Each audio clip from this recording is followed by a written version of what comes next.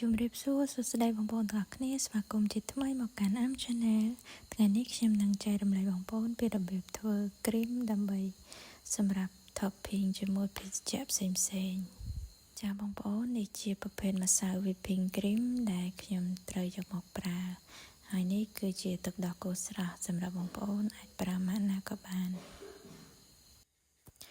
ចាសម្រាប់គ្រឿងផ្សំរបស់យើងមានដូចជាម្សៅ cream 25 ក្រាមទឹកដោះគោខាប់10 មីលីលីត្រហើយជាមួយនឹងទឹកដោះគោស្រស់40 មីលីលីត្ររួចហើយយើងត្រៀមកែវដែកមួយសម្រាប់ធ្វើការវាយគ្រីមរបស់យើងកន្លែងនេះដែរបងប្អូនអាចប្រើជាចានឬក៏អ្វីផ្សេងដែលអាចទប់ជាតិត្រជាក់បានយូរចាបងប្អូនគឺយើងចាក់គ្រឿងផ្សំរបស់យើងទាំង3មុខចូលក្នុងកែវរបស់យើងបញ្ជាក់បងប្អូនថាសម្រាប់កែវដែលយើងត្រៀមយកមកវាយគ្រីមគឺត្រូវក្លាសេឲ្យត្រជាក់ទើបគ្រីមរបស់យើងឆាប់ឡើងល្អហើយសម្រាប់ទឹកដោះគោក៏យើងត្រូវការទឹកដោះគោដែលត្រជាក់ដែរបន្ទាប់មកគឺយើងប្រើ mixer ខ្នាតតូចដែលអាចវាយបាន1 កែវ 2 កែវសម្រាប់រូបមន្តនេះដែរគឺប្រើបានភេសជ្ជៈ1 កែវបើបងប្អូនចង់ធ្វើច្រើនបងប្អូនអាចគុណរូបមន្តតាមនេះបានបន្ទាប់ពីយើងកូរបានសព្វបន្តិចហើយទើបយើងបើកម៉ាស៊ីនរបស់យើងវាយវារហូតតតែគ្រីមរបស់យើងឡើង smooth ល្អ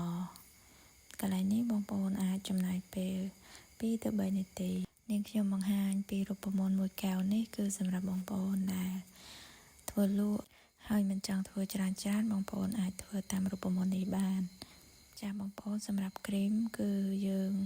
វាយបាន smooth ល្អហើយបងប្អូនអាចទុកវានៅកន្លែងត្រជាក់ពេលដែលចង់ប្រើគឺយកមកប្រើបានចាបងប្អូនប្រភេទគ្រីមនេះដែរបងប្អូនអាចយកទៅ topping ជាមួយភេសជ្ជៈបានច្រើនប្រភេទទីនេះរសជាតិឆ្ងាញ់ញ៉ាំទៅមិនទ្រាំទេបងប្អូនចាបងប្អូនគ្រីមយើងដែលវាយបានជោគជ័យគឺកំហាប់ពីបែបនេះហើយកំហាប់គ្រីមបែបនេះគឺសម្រាប់ topping នៅលើភេសជ្ជៈហើយនេះគឺខ្ញុំយកមក